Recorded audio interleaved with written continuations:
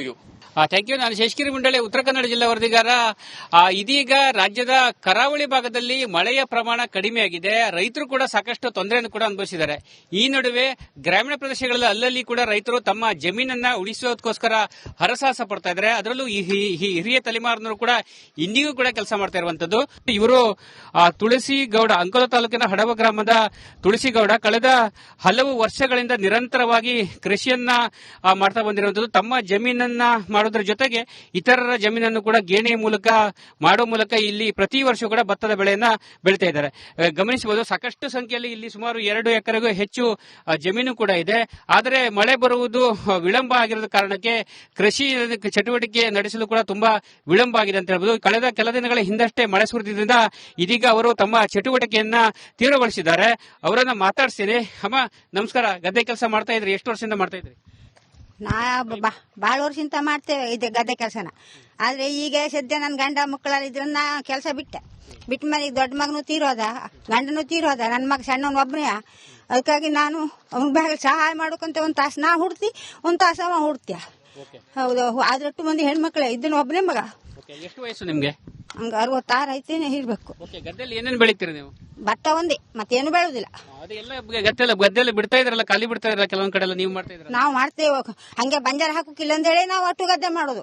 ಇಲ್ದ್ರೆ ನಾವು ಬೇಕಟ್ಟೆ ಮಾಡ್ಕೊಂತಿತ್ತು. ಹೌದು, ತ್ರಾಸ ಆಗ್ತದಲ್ಲ? ಸಿಕ್ಕಾಪಟ್ಟಿ ತ್ರಾಸ ಆಗ್ತಿದೆ. ಎಷ್ಟು ಗಂಟೆ ಕೆಲಸ ಶುರು ಮಾಡ್ತೀರಿ ನೀವು? 7 ಗಂಟೆಗೆ. ಏನೇನು ಕೆಲಸಗಳನ್ನೆಲ್ಲ ಮಾಡ್ತೀರಿ ನೀವು? ಗದ್ದೆ ಹೂಡ್ತಿ, ಸೊಪ್ಪು ತತ್ತಿ, ಹುಲ್ಲು ತತ್ತಿ, ದನ ಕಟ್ತಿ, ಬಿಡ್ತಿ, ಹಾಳೆ ಕಡಿತಿ, ಮತ್ತೆ ಕುತ್ರಿ ಗೋಣಿ ಹಾಕ್ತಿ. ರೈತ ಕೆಲಸದ ಬಗ್ಗೆ ಏನು ಮಾಡ್ದಿದ್ದಂಬುದಿಲ್ಲ, ಎಲ್ಲ ಮಾಡ್ತೇವೆ. ಮಗ ಮತ್ತೆ ನೀವು ಒಟ್ಟಿಗೆ ಸೇರ್ತೀರಿ? ಹೌದು. ಅಂದ್ರೆ ತುಳಸಿಗೌಡ ಅವರು ನಿರಂತರವಾಗಿ ಕೆಲಸವನ್ನು ಮಾಡ್ತಾ ಬಂದಿದ್ರೆ, ಅವರ ಮಗ ಕೂಡ ಇಲ್ಲಿ ಇದ್ದಾರೆ, ಬೊಮ್ಮಗೌಡ. ಅವರು ಕೂಡ ತಮ್ಮ ತಾಯಿಗೆ ಇಲ್ಲಿ ನೆರವಾಗ್ತಿರುವಂತದ್ದು. ಏನ್ ಹೇಳ್ತೀರಿ? ಮಳೆ ಬರುವುದು ತುಂಬಾ ಲೇಟ್ ಆಗಿದೆ ಕೃಷಿ, ಅದೇ ಹೇಳಿ ಏನಾಗಿದೆ ಈ ಸಲ? ಮಳೆಯಿಂದ ಸ್ವಲ್ಪ ಉಳುವರಿಗೆ ಸ್ವಲ್ಪ ಕಷ್ಟ ಆಗ್ತದೆ, ಕಷ್ಟ ಆಗಿದೆ. ಯಾಕೇಳಿ ಇಲ್ಲಿ 15 ದಿವಸ ನಮಗೆ ಸ್ವಲ್ಪ ಡಿಫರೆನ್ಸ್ ಆಯ್ತು ಇಲ್ಲಿಗೆ ಹುಡ್ಲಿಕ್ಕೆ, ಹಾಗಾಗಿ ಸ್ವಲ್ಪ ಕಷ್ಟದಲ್ಲಿದ್ದೆ ನಾನು. ಅಮ್ಮ ಹೇಗೆ ಕೆಲಸ ಮಾಡ್ತಾರೆ? ಅಮ್ಮ ಅಡ್ಡಿಲ್ಲ, ತೊಂದರೆ ಇಲ್ಲ.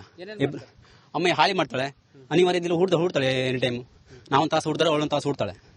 ಹೌದು, ತೊಂದರೆ ಇಲ್ಲ. ಈ ಸಲ ಮಳೆ ಬರ್ಬೋದಾ? ಮಳೆ ಕೈ ಕೊಡೋ ಚಾನ್ಸ್ ಇದೆಯಲ್ಲ? ಕೊನೆಯಲ್ಲಿ ಬರಬಹುದು ನಮ್ಮ ಅನಿಸಿಕೆ, ಅಷ್ಟೇ ಹೇಳಿ, ತೊಂದರೆ ಇಲ್ಲ.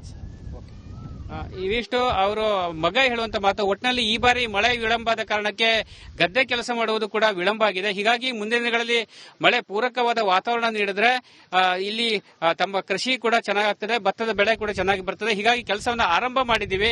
ಯಾಕಂತ ಹೇಳಿದ್ರೆ ರೈತರು ಕೂಡ ಯಾವುದೇ ಗದ್ದೆಯನ್ನ ಕೂಡ ಬಂಜರು ಬಿಡಬಾರದು, ಕೃಷಿಯನ್ನ ಮಾಡಬೇಕೆಂಬ ಸಲಹೆಯನ್ನ ತುಳಸಿಗೌಡ ನೀಡ್ತಾ ಇರುವಂತದ್ದು. ಇವಿಷ್ಟು ಇಲ್ಲಿನ ಸುದ್ದಿ.